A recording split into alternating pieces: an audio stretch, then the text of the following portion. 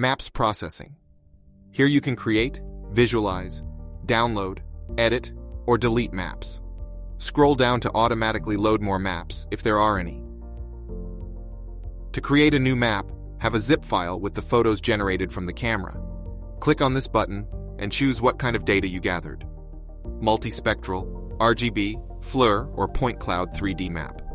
Upload the zip file and BexStream will look for usable data to generate the map. Name the map. After BexStream has received the zip file, you must select the intended indexes. Then click on Start Map and wait for the map to be generated. In advanced mode, you can manually upload or delete the panel images and mission images. You can also view the images in a gallery. Click on Visualize to see the created map. If the same location had a past survey, it will show previous maps on the left.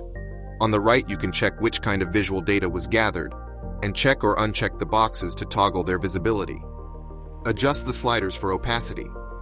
If the map has 3D data, on the bottom right corner, you can enter 3D mode. Here, use scroll to zoom, left-click to rotate, and right-click to move. On the left, there are several settings to change the quality of the displayed map and measuring tools. You can also create camera animations by setting keyframes on a path and play the view from the camera.